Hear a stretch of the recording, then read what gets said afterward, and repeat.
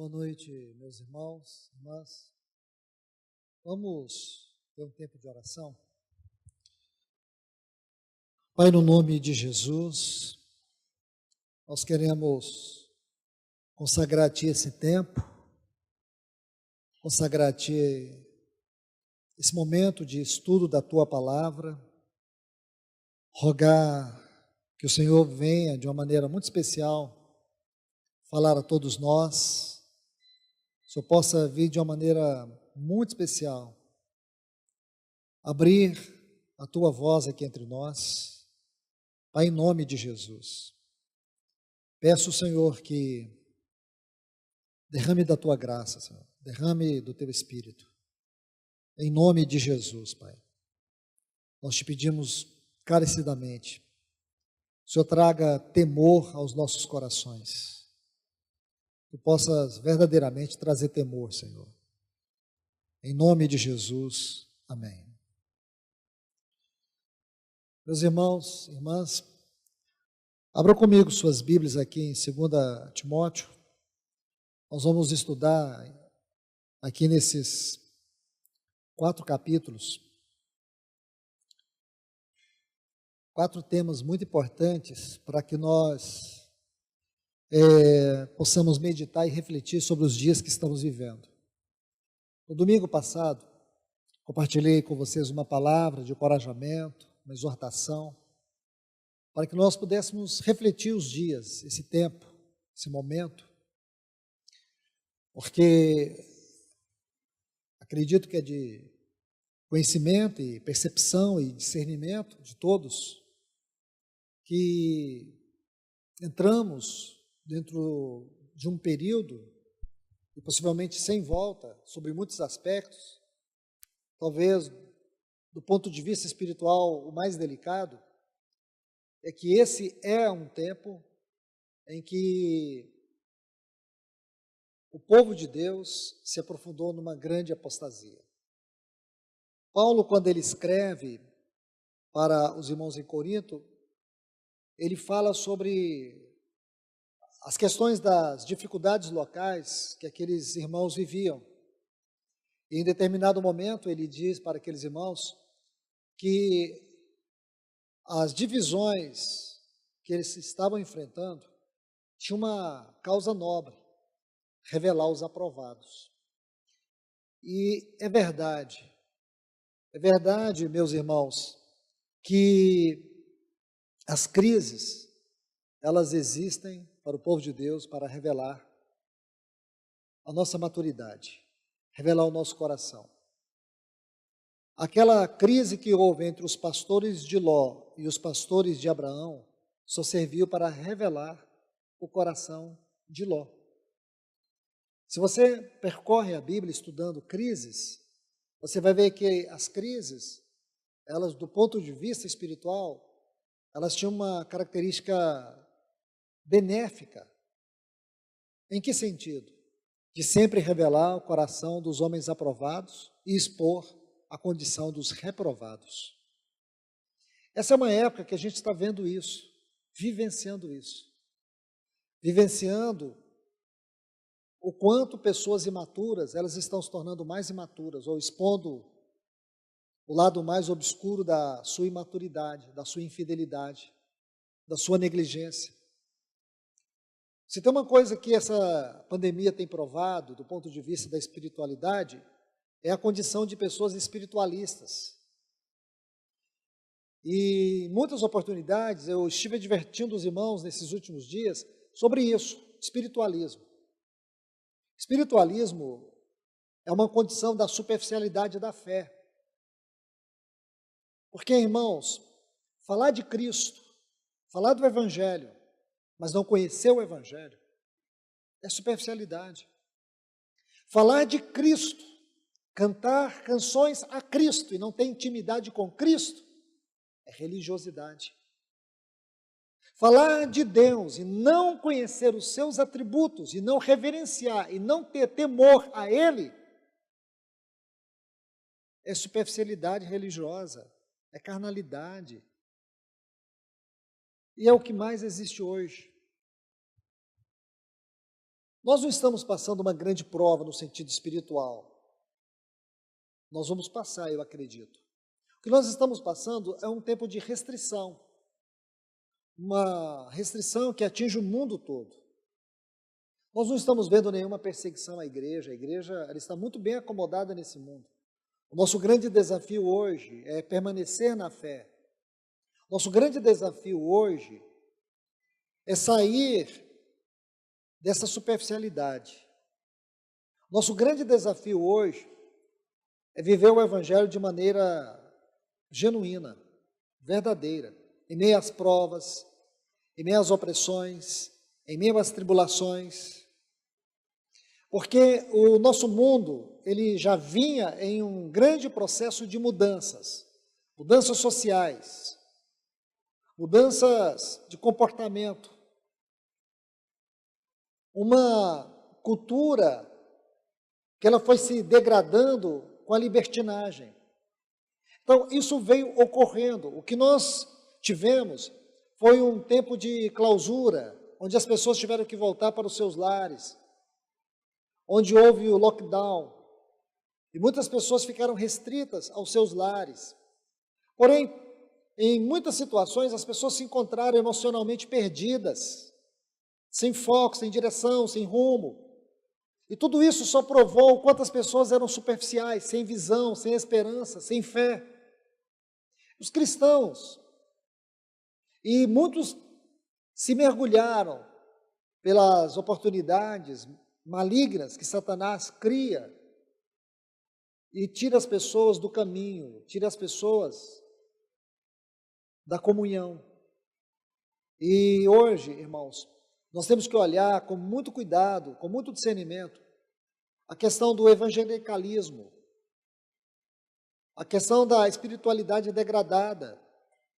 Nós temos que olhar para tudo isso. Por quê? Porque a igreja, ela não está percebendo o quanto ela está perdida na visão e na vocação. O quanto ela está perdida na visão e na vocação. E quando você olha para tudo isso, dentro de todo esse cenário, e você medita, você busca o respaldo da palavra para o discernimento, porque não adianta ter discernimento sem o respaldo da palavra. Então, quando você busca o discernimento com o respaldo da palavra, esse é o discernimento espiritual. Aí você vai percebendo que as pessoas que são sujas, elas vão se sujarem mais.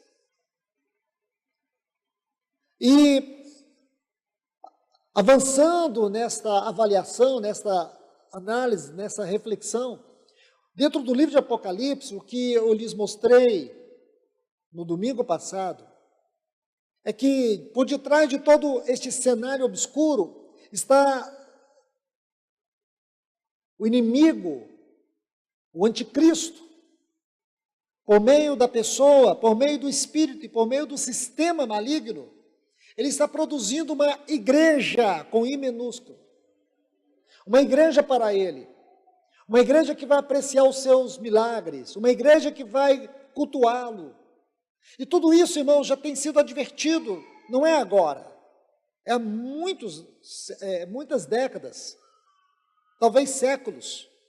O irmão A.W. Tozer, talvez tenha sido nessas últimas décadas, através da sua vida e também dos seus livros, um dos irmãos que mais foi contundente em relação a isso, a superficialidade espiritual, a religiosidade, a degradação da fé.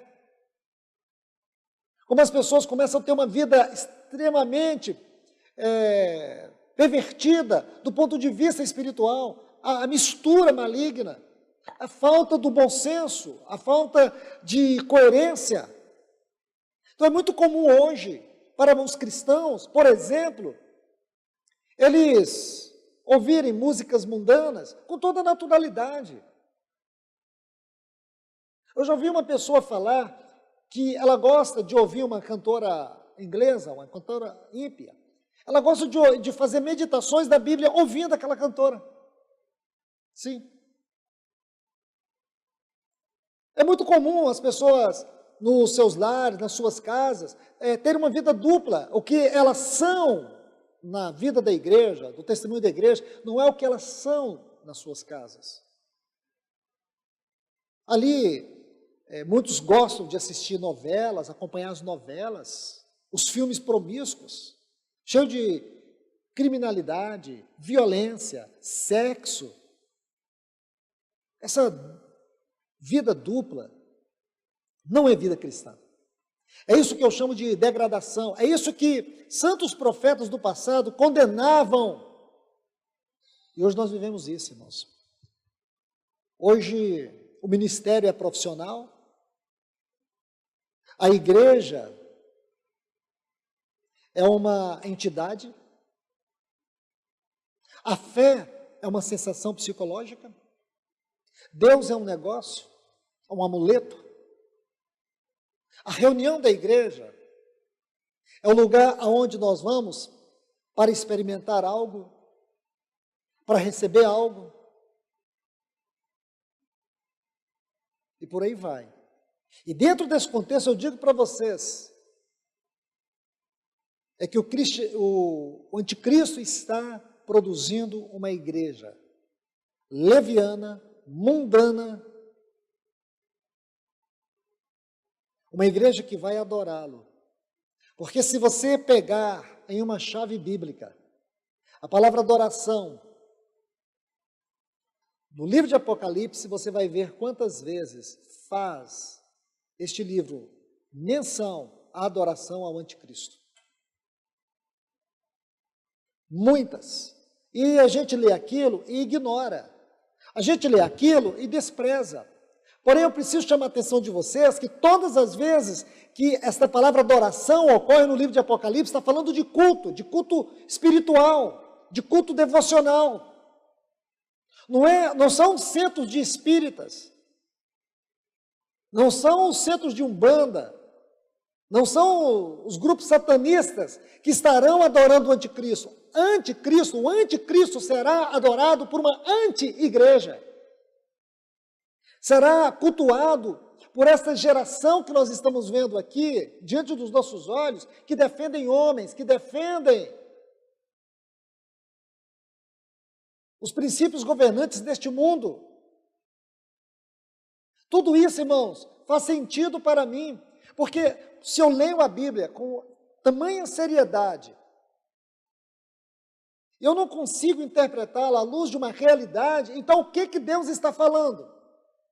Mas se eu leio a Bíblia com seriedade, e eu consigo entender como ela se contextualiza com os dias que eu estou vivendo, então eu entendo que Deus está falando. Ele não é o Deus que falou, Ele é o Deus que fala.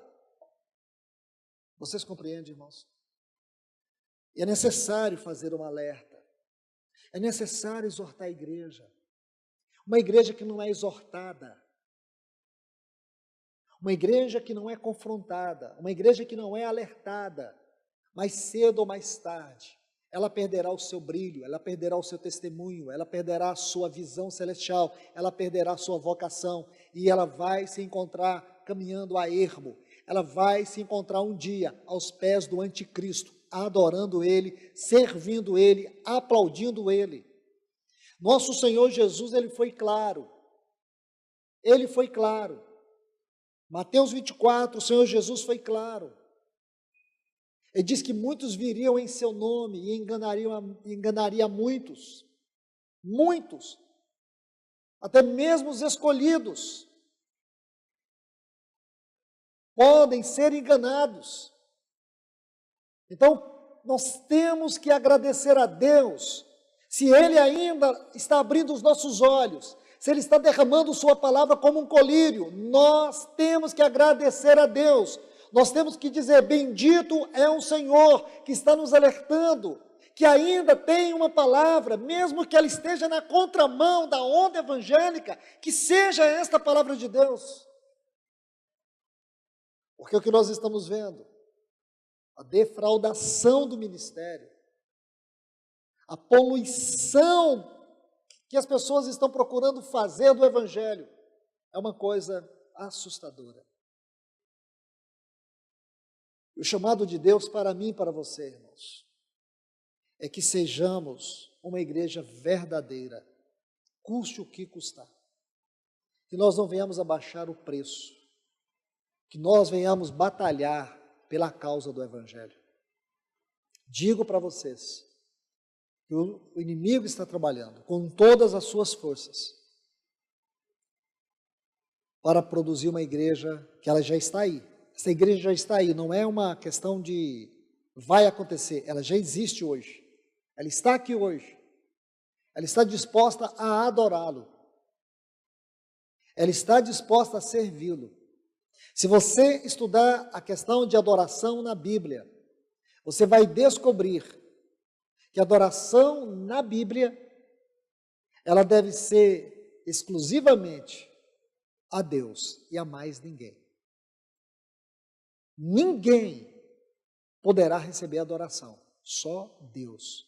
A música, ela tem o seu propósito mais elevado, o seu objetivo mais elevado. Tocar, exaltar a majestade de Deus, os santos atributos de Deus, expressar a glória de Deus. E o que se tornou o louvor? O que se tornou o culto? Culto é show. Música é para elevar a nossa alma, irmãos e irmãs. Uma igreja que brinca com a alma das pessoas, ela está simplesmente abrindo brechas para que manifestações malignas e carnais se apoderem dessa igreja. Igreja, comunidades cristãs que investem na adoração profana, que investem na sensualidade, que pervertem o louvor a Deus, elas estão simplesmente aprendendo como agradar o anticristo. Falo isso para vocês com toda certeza. Por isso eu chamo os irmãos para nós continuarmos a persistirmos em um culto santo, em um culto comprometido, em uma vocação santa, que nós possamos seguir em frente, mas seguir governados pelo Espírito Santo, a não nos deixarmos levar pela onda daquilo que dá certo. Nós não temos que buscar o que dá certo, nós temos que buscar o que é certo, porque pode ser que aquilo que dá certo para o mundo não é o de Deus, não é o propósito de Deus, porque nós buscamos servir a Deus com valores eternos, com princípios eternos. Nossos padrões e o nosso verdadeiro padrão é Cristo. Os nossos fundamentos, eles são celestiais, eles são espirituais. E que nós nunca estejamos dispostos a negociar um só milímetro daquilo que é a visão celestial. Então, meus irmãos e irmãs, eu quero, nesses 4 capítulos, mostrar algumas porções, que elas são verdadeiras exortações, contundentes, dentro desse contexto que nós estamos vivendo. Em especial em relação àquilo que é o Evangelho. E digo para os irmãos, digo para vocês, eu não vou, irmãos, dar conta da vida de ninguém aqui diante de Deus, como ninguém vai ter que dar conta da minha vida. Quando Paulo exorta os irmãos em Corinto, ele fala sobre os anciãos, ele diz assim, como se fosse dar conta, certo? Como? É como se fosse. Quando ele está falando lá em 2 Coríntios capítulo 11, a grande exortação, zelo por vós com zelo de Deus. Então ele vai dizer ali, parafraseando, como se ele fosse dar, certo? Ele não está dizendo que ele vai dar, porque cada um de nós somos responsáveis pela nossa vida, pela nossa responsabilidade ou pelos encargos que o Senhor tem nos dado. E aqueles irmãos que servem, seja no ministério da palavra, no ministério pastoral, ministério da obra, ministério de ensino, seja como for, eu digo para vocês, eles vão ser responsáveis pelo encargo que receberam. Então você tem que ter consciência disso. É você que vai chegar no tribunal de Cristo e vai ter que responder por tudo que Deus tem confiado a você. Nós temos que responder diante dele um dia. Então, meus irmãos, não pensem vocês que alguém vai ter que chegar por você lá. É você e eu que vamos chegar diante dele. Então, com essa consciência, que o Senhor nos ajude a viver a vida com mais seriedade.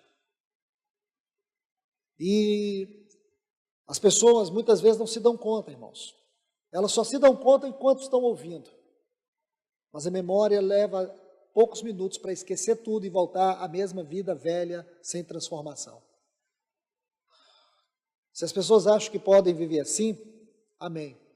Mas o certo é, um dia Deus vai mostrar para todos nós que nós não somos inocentes diante dele. Porque ele veio nos advertindo ano após ano. Essa é uma hora crucial, irmãos e irmãs, de nós nos fortalecermos na fé, de nós nos alimentarmos mais da palavra, de nós revisarmos muitas coisas que Deus nos falou, de nós começarmos a retirar da nossa vida tudo aquilo que é entulho espiritual, tudo aquilo que é nocivo à nossa vida espiritual. Você começa a fazer uma limpeza, uma faxina na sua vida, na sua mente, no seu coração, que você possa eliminar esses hábitos mundanos que ainda persistem no seu coração, nos seus afetos, da sua vontade.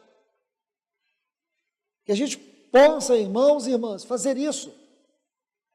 Aquilo que eu estava há pouco dizendo, as pessoas vivem uma vida muito misturada, muito confusa. Quando está na reunião da igreja é uma coisa, mas quando está sós, quando está em casa, quando se encontra com outras pessoas, o palavreado muda, os conceitos mudam. As pessoas vivem uma duplicidade de vida que ninguém consegue entender. A Bíblia fala, da mesma fonte não pode jorrar 2 tipos de água. Então nós precisamos, meus irmãos e irmãs, nos render ao Espírito Santo para que ele possa nos convencer do pecado. O que é pecado na nossa vida? O que existe na minha vida que é pecado? Tudo que desagrada a Deus, tudo que desonra a Deus, tudo que dá legalidade para que a carne triunfe, para que o inimigo triunfe, para que o mundo triunfe na minha vida. Tudo isso desonra a Deus. Então, nós temos que pedir o Espírito Santo, me convença do pecado, do meu pecado, de tudo aquilo que tem desonrado Deus. Me convença do juízo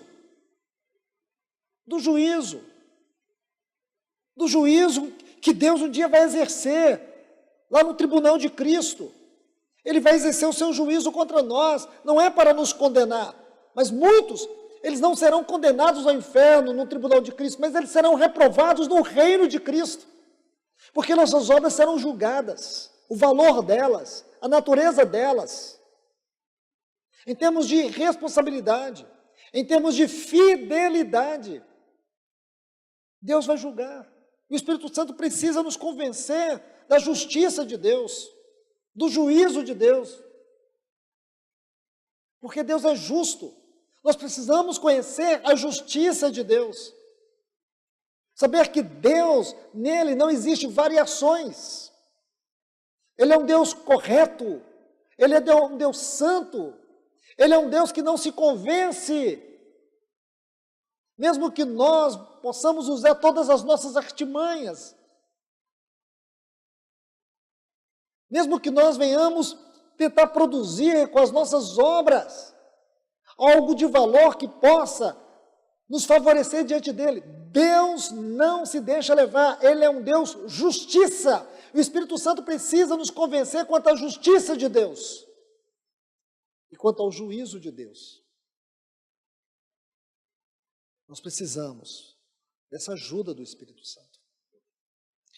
Então, meus irmãos e irmãs, aqui 2 Timóteo, capítulo 1, vamos ver 4 exortações. Aqui está a primeira, versículo 14. Guarda o bom depósito mediante o Espírito Santo que habita em nós. Observe o que ele diz, guarda esse bom depósito. Se você estudar as duas epístolas, você vai ver que este bom depósito tem a ver com o Evangelho. O Evangelho. Irmãos e irmãs, como Satanás trabalhou nesses 2000 anos para enfraquecer o sentido desta palavra Evangelho.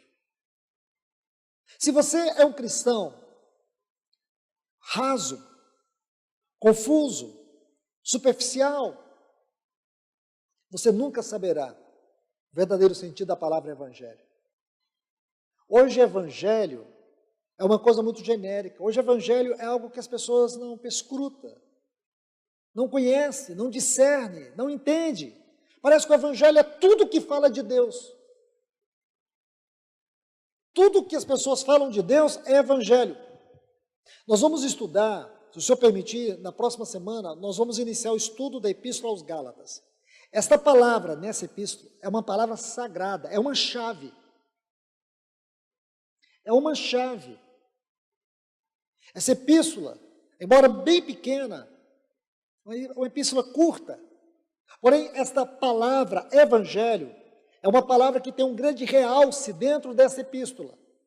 E ali você vai ver uma frase muito interessante, que especialmente Paulo usa no capítulo 1, outro Evangelho. Então existe o Evangelho e existe outro Evangelho.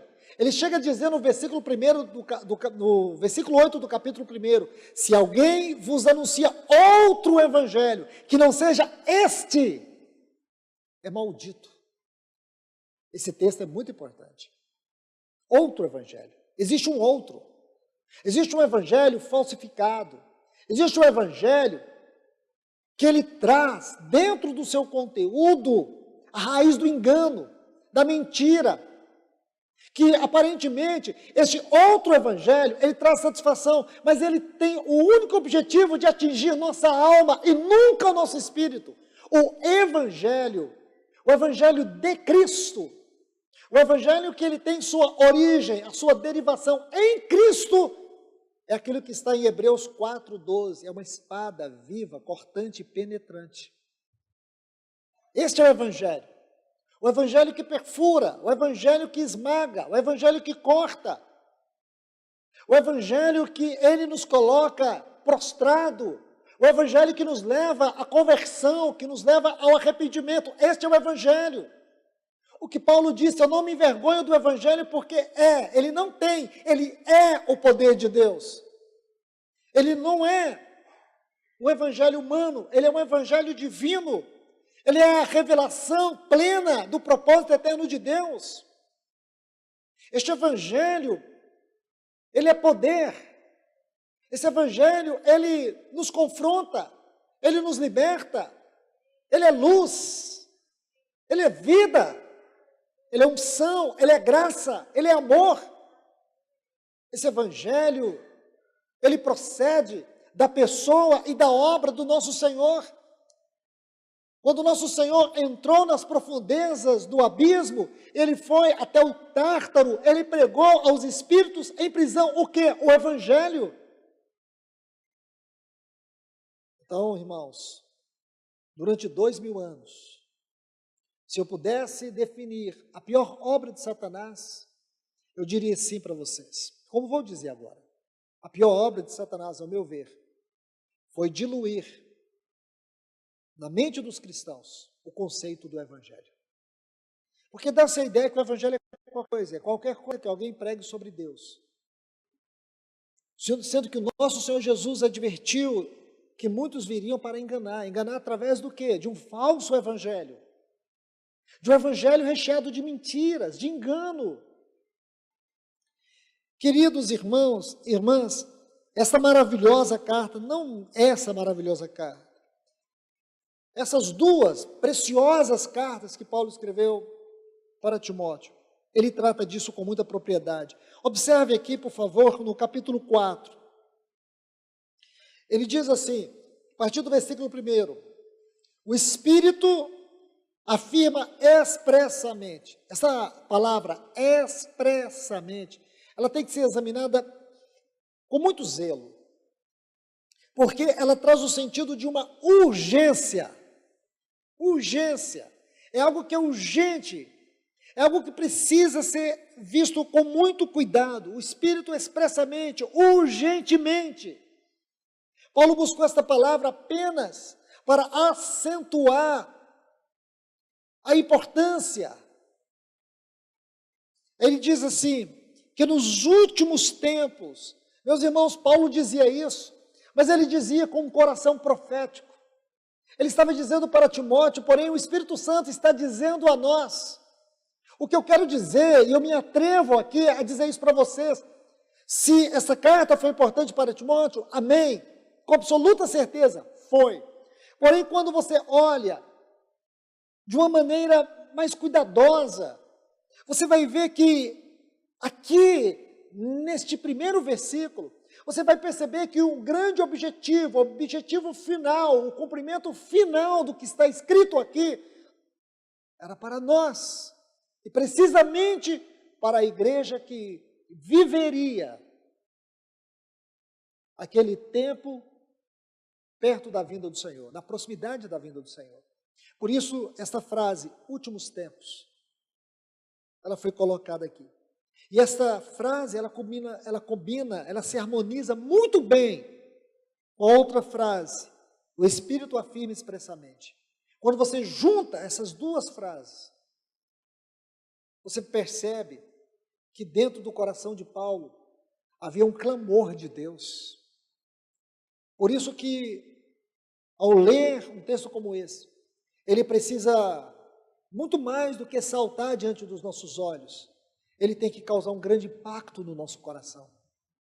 Aí diz, alguns, o que é que o Espírito de maneira urgente está dizendo? O que é que o Espírito deseja dizer aos cristãos dos últimos tempos? Nós somos os cristãos dos últimos tempos. E o que o Espírito Santo quer dizer com urgência aos cristãos dos últimos tempos?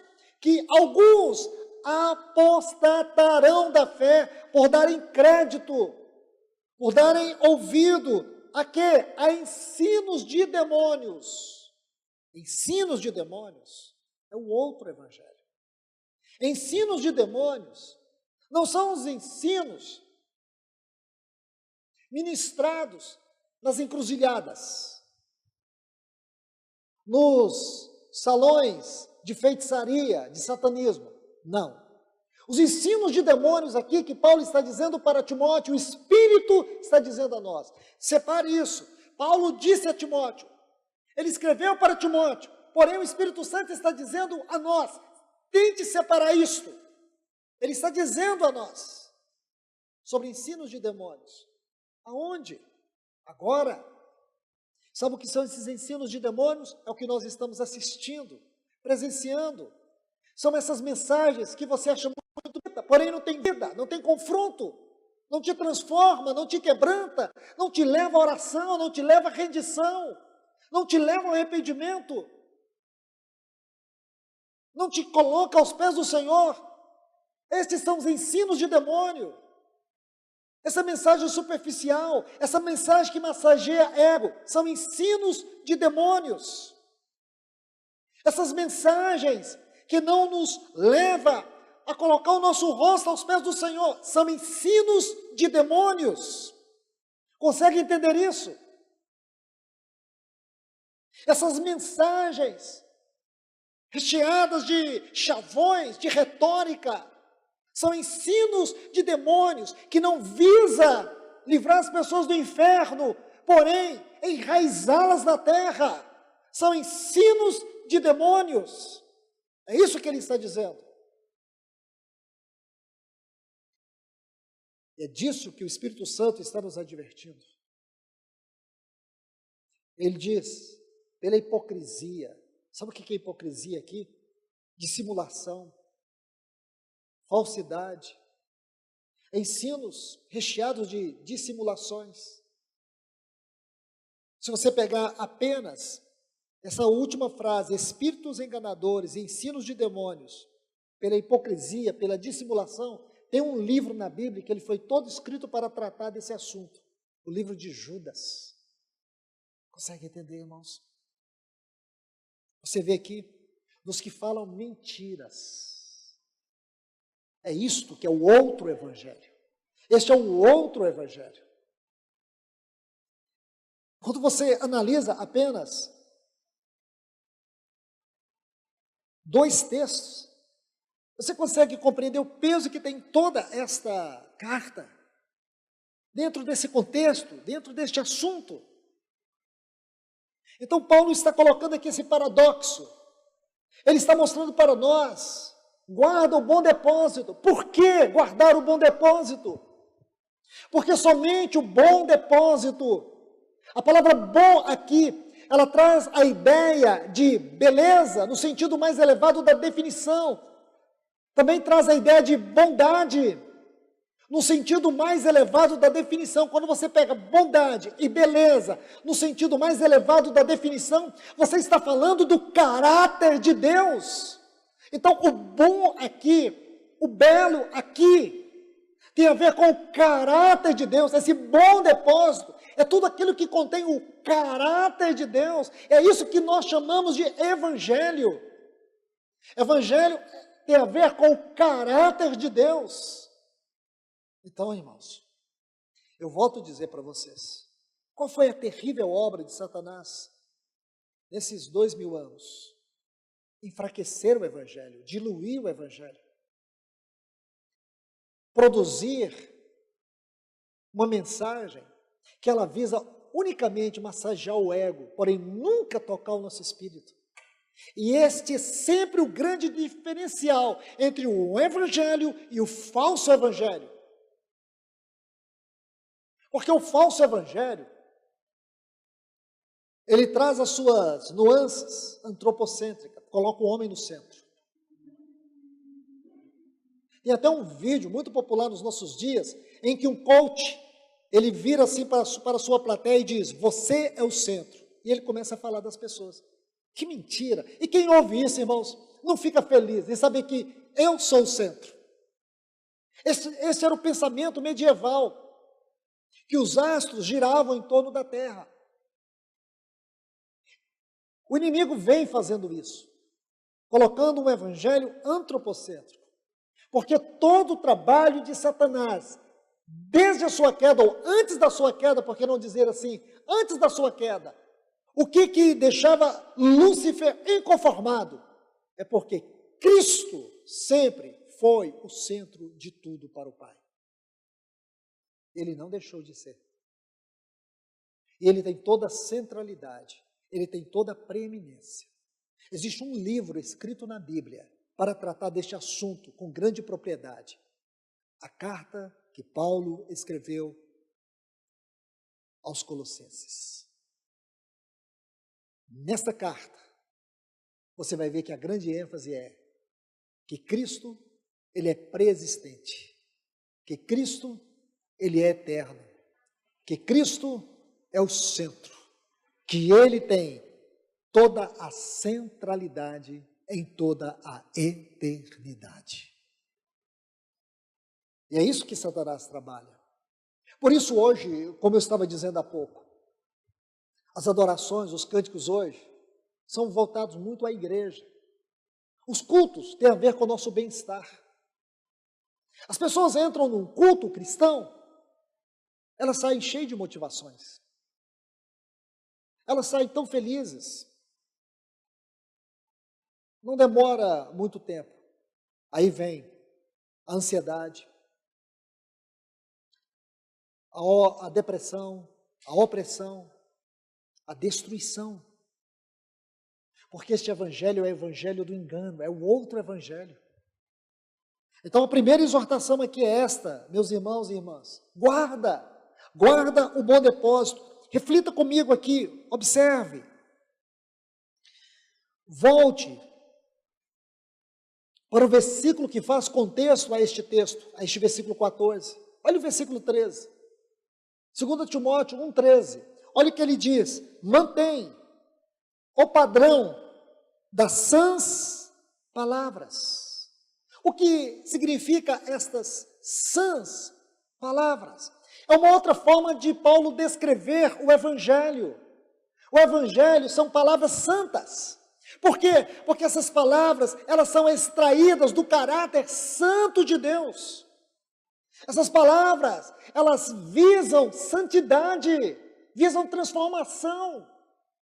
Lembre-se, irmãos, nós éramos filhos da ira. Nosso padrão não era um padrão celestial, nosso padrão era adâmico. Nosso padrão, como diz Paulo em Efésios capítulo 5, nós éramos filhos das trevas. Era um padrão de trevas, era um padrão de desobediência, era um padrão de filhos da ira. Era um padrão, como ele escreve em Colossenses 1,13, daqueles que estavam debaixo de um governo, de um império de trevas. Mas, como está lá no versículo 4 do capítulo 2, mas Deus, esse mas Deus é o Evangelho. O Evangelho não é mas eu, é mas Deus. Nós estávamos cegos, nós estávamos mortos, nós éramos filhos da ira, nós estávamos em trevas, mas Deus, sendo rico em misericórdia, por causa do grande amor com que nos amou, Ele nos amou, não porque Ele viu algo de bom em nós, Ele nos amou por causa da sua infinita e eterna capacidade de amar. Ele nos amou, Ele não nos amou porque Ele previu que nós seríamos bons, não, Ele nos amou pela sua própria compulsão, pela compulsão do seu próprio ser. Ele nos amou, e por causa desse grande amor com que nos amou, estando nós, em qual condição? Mortos. Mortos em quê? Em pecados, em ruína moral. Nós estávamos mortos. Ele nos deu vida, juntamente com Cristo. Este é o Evangelho. E quando esse Evangelho entrou em mim e em você, ele nos tirou do império de trevas, ele nos tirou da condição de filhos da ira, e ele nos colocou numa filiação eterna em Cristo Jesus. Isso é o Evangelho. Não é um Evangelho qualquer. Não pode ser um Evangelho qualquer. Não é uma coisa qualquer. Não é uma experiência qualquer. Não é uma religião. Não é, irmãos. Isto é o Evangelho. Isso é libertação. Nós estávamos debaixo de um jugo de pecado, de uma condição de escravos, da ira, éramos filhos. De Satanás nós éramos propriedades. O inferno era o nosso destino eterno. O que mudou?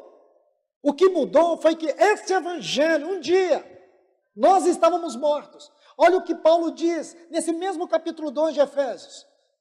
Ele diz, pela graça sois salvos. No versículo 8 ele diz, pela graça sois salvos. Isso não vem de vós. O que não vem de nós? Ele diz, pela graça sois salvos mediante a fé. Isto não vem de vós. Essa expressão, isto, significa que nem a graça e nem a fé vem de nós. E por quê? Porque nós estávamos mortos. Nós não tínhamos condições de crer. Mas como a fé penetrou, aquilo que Paulo disse aos romanos, a fé vem pelo ouvir, e ouvir a palavra. Assim como um homem morto, como Lázaro, 4 dias estava morto. Mas quando o Senhor Jesus chegou na porta daquela sepultura e disse, Lázaro, sai para fora, aquela palavra de vida entrou na morte. Aquela palavra da fé entrou no teu coração. Essa palavra produziu a fé. Você creu, você é uma nova criatura. As coisas velhas já passaram. No momento que o Evangelho entrou dentro de você, e você o recebeu como vida, ele cancelou para sempre todo escrito de dívida e de condenação que era contra você. No dia que o Evangelho entrou no teu coração e você o recebeu, e você se rendeu, e você creu, a todos quanto creram, Deus deu o poder de você ser um filho eterno. Ele te deu uma filiação eterna, numa posição imutável. Pensa nisso, irmãos. Pensa nisso. Este é o Evangelho. Este é o Evangelho. Que Paulo diz assim: não me envergonho do Evangelho. Este é o Evangelho. Isso não vem de vós. A graça não vem de nós.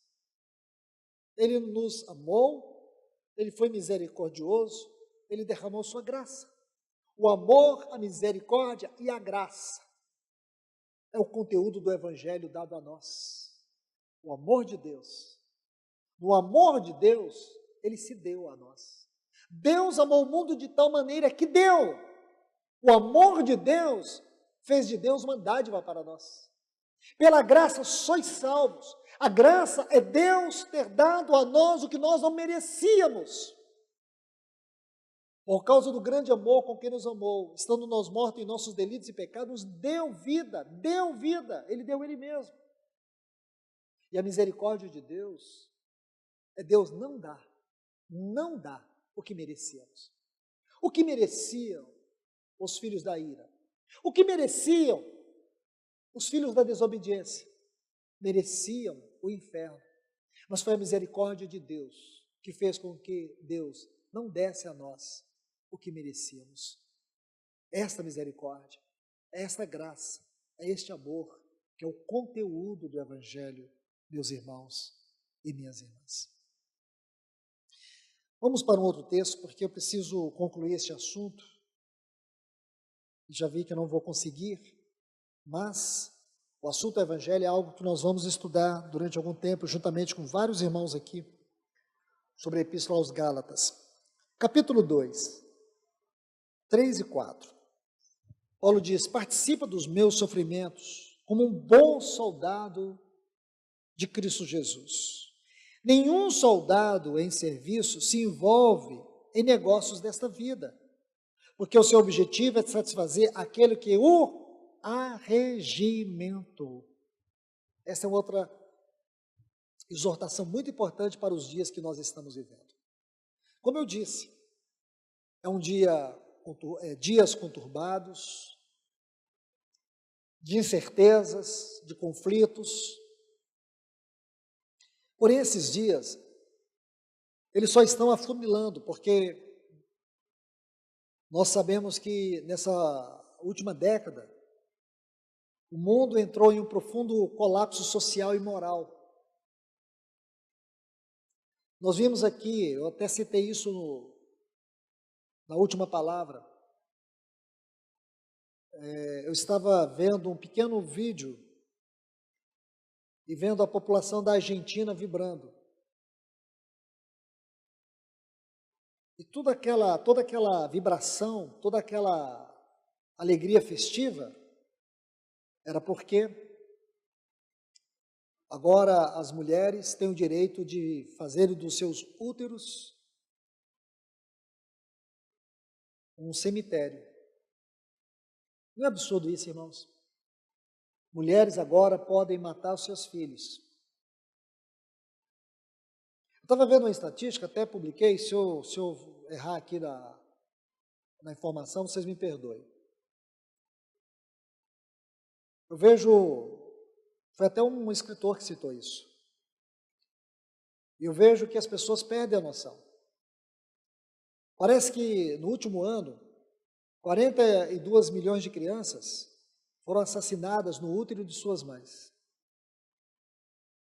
E você não vê nenhum jornal, nenhum jornalista, nenhuma emissora estarrecida com isso. Mas as pessoas estão estarrecidas porque 2 milhões de pessoas morreram de Covid no mundo todo.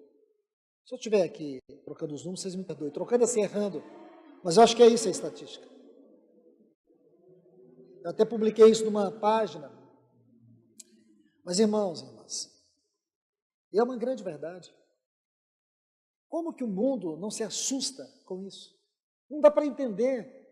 Se realmente estão preocupados em salvar vidas, como que existem pessoas, aqui no Brasil, existe uma grande corrente de intelectuais, de políticos, de artistas, jornalistas, escritores e tantas outras pessoas que se auto-intitulam parte da grande massa de intelectuais da nossa nação, que estão trabalhando com todo esforço para que isso também seja aprovado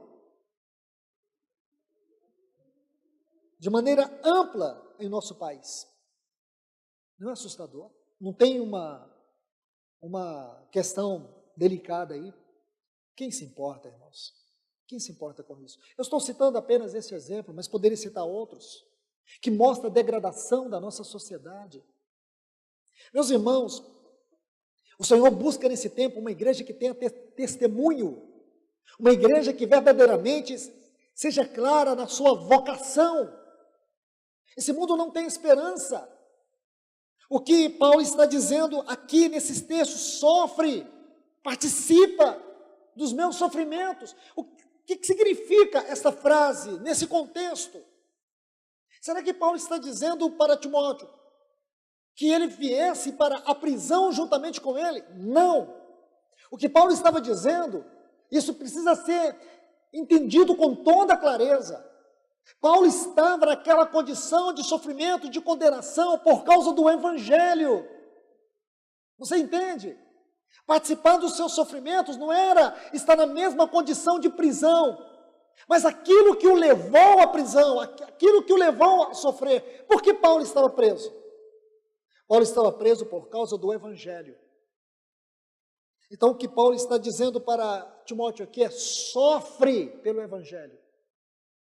Sofre, paga o preço por ele.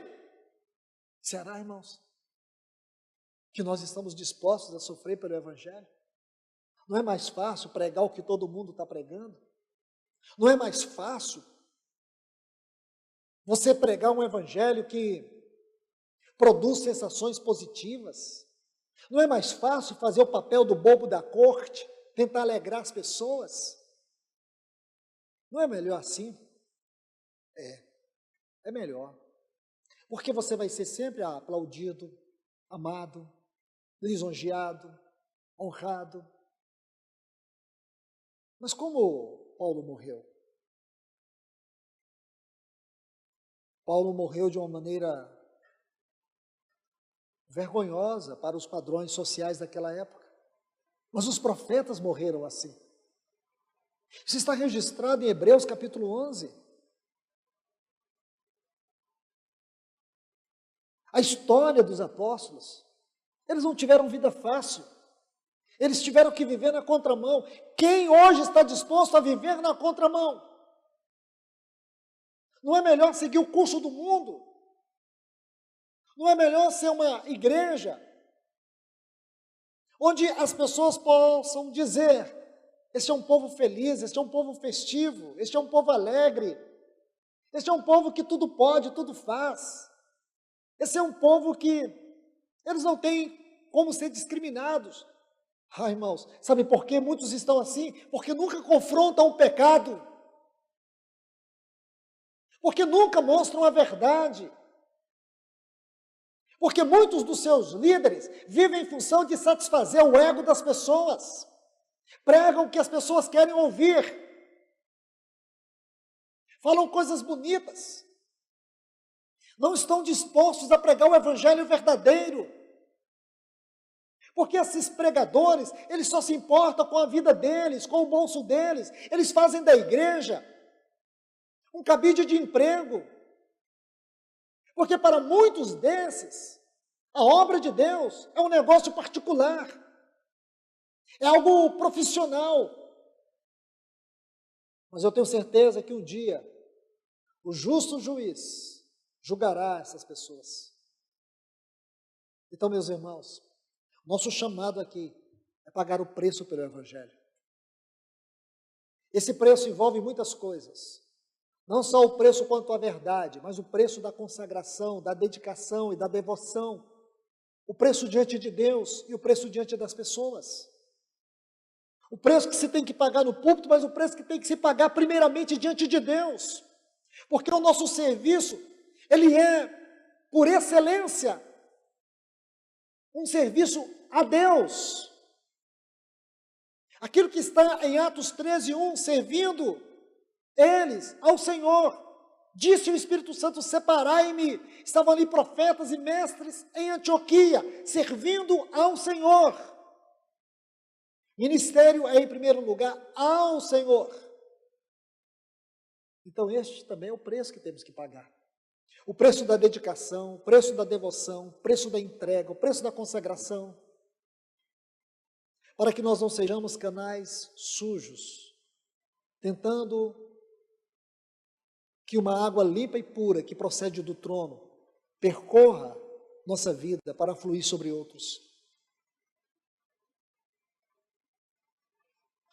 Deixe-me avançar um pouco mais. A terceira exortação está no capítulo 3. A partir do versículo 13, Paulo diz: os homens perversos e impostores irão de mal a pior, enganando e sendo enganados. Tu, porém, essa é uma frase muito importante, porque ela coloca um contraste. Tu, porém, permanece naquilo que aprendestes, e de que fostes inteirado, sabendo de quem o aprendestes, e que desde a infância sabes as sagradas letras, que podem tornar-te sábio para a salvação pela fé em Cristo Jesus. Então aqui Paulo coloca essa linda exortação para Timóteo. Ele coloca esse contraste sobre os homens perversos. É como se ele estivesse dizendo para Timóteo: não seja parte desses homens perversos, impostores, que falsificam, que enganam. Ele diz: tu, porém, seja diferente. É isso que deve pesar no nosso coração, meus irmãos e irmãs. Não é pregar um evangelho diferente, é sermos diferentes. E que este ser diferente seja uma consequência do trabalho do evangelho na nossa vida. O grande apelo para nós é que nós entremos no contexto, no curso, como o mundo hoje está. É que nós venhamos seguir o caminho da maioria. O grande apelo, o grande chamado agora, é para que nós venhamos baixar o preço. Porque se vocês levarem o preço do evangelho, da pregação, do testemunho, da vida, da vocação, as pessoas não vão querer. Irmãos, Jesus, em algum momento do seu ministério, ele se adequou à palavra para agradar as pessoas? Em algum momento, os apóstolos deixaram de pregar o evangelho com todas as suas implicações sérias para facilitar a congregação ou o contexto onde eles viviam? Não, irmãos. Estude a história desses apóstolos. Você vai ver a história de cada um deles, as perseguições, as oposições, porque eles nunca abaixaram o preço. O inimigo é astuto, o inimigo vai se utilizar de todas as formas para nos fazer desanimar, para nos fazer retroceder. Eu convido os irmãos, debaixo do nome de Cristo Jesus, nunca e por nada venhamos retroceder. Que nenhum apelo seja o suficiente para fazer você abaixar suas armas. Que seja crises interiores, exteriores, na sua casa, onde for. Não retroceda. Avance. Peleje. Tu, porém, seja diferente. E por último, irmãos, capítulo 4. Versículos 1 e 2. Vamos seguir até o versículo 5. Ele diz: conjuro-te perante Deus e Cristo Jesus, que há de julgar vivos e mortos, pela manifestação do seu reino. Prega a palavra. Insta, insiste, quer seja oportuno, quer não. Corrige, repreende, exorta com toda longanimidade e doutrina, pois haverá tempo. Eu quero dizer para vocês que esse tempo chegou. Paulo dizia 2000 anos atrás, haverá tempo, haverá um momento. E hoje eu posso, de maneira reverente, dizer para vocês, com profundo temor no meu coração, esse tempo chegou. Haverá tempo em que não suportarão a sã doutrina, a doutrina santa. Preferirão pregar mensagens humanistas, motivacionais, sensacionalistas. É isso que Paulo está dizendo aqui. Ele diz, pelo contrário, cercar-se-ão de mestres, segundo as suas próprias cobiças. Irmãos, que clareza tem esse texto no contexto que estamos vivendo. É justamente o que nós estamos vivendo. Esse tempo, as pessoas preferem ouvir o que gostam, buscam mestres para satisfazer suas cobiças. Por quê? Porque a vontade de Deus não importa. O que Deus quer para você importa sim, porque o que Deus quer para você poderá te livrar eternamente, ou não é poderá, te livrará eternamente do inferno. Entende, irmãos? Agora, o que eu quero, o que eu penso, o que eu sinto, é o que poderá levar minha alma a se perder. E aqui diz Paulo, que essas pessoas procurarão cercar-se-ão de mestres, segundo as suas próprias cobiças, como que sentindo coceira nos ouvidos. Coceira em que sentido? Para ouvir o que querem, para ouvir que satisfazem seus corações, e se recusarão a dar ouvido à verdade, entregando-se às fábulas. Essa frase, entregando-se às fábulas, estava muito dentro do contexto do que Paulo vivia. Porém, hoje, irmãos, nós sabemos que isso aqui não tem nada a ver com aquela cultura da didática, tanto judaica, sem vida, como a retórica grega, que visava muito o intelecto. Então, Paulo está dizendo aqui, nesse contexto, tem que ser interpretado dessa forma. Porém, contextualizando, nós podemos dizer aqui, que esse sentido aqui, entregando-se às fábulas, mensagem sem conteúdo, sem vida, sem essência espiritual. Esse tipo de mensagem que é pregada para entreter, mas nunca para convencer do pecado, da justiça, do juízo. Então vamos aqui, irmãos, para encerrar. Aí ele diz, se recusarão a dar ouvido à verdade. Aí ele diz mais, no versículo 5, tu porém, ser sóbrio em todas as coisas, ser sóbrio,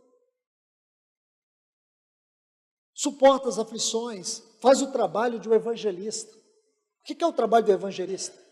É o trabalho daquele que expõe o evangelho, que prega o evangelho. É o que ele diz aqui no versículo 2, prega a palavra. Esse é o trabalho do evangelista, prega a palavra, não pregue fábulas, não procure satisfazer o que as pessoas querem, não seja como estes mestres que pregam aquilo que as pessoas querem ouvir, pregue o que Deus quer falar.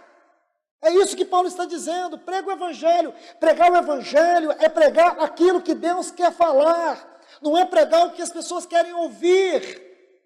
Consegue entender, irmãos? É isso que Paulo está dizendo.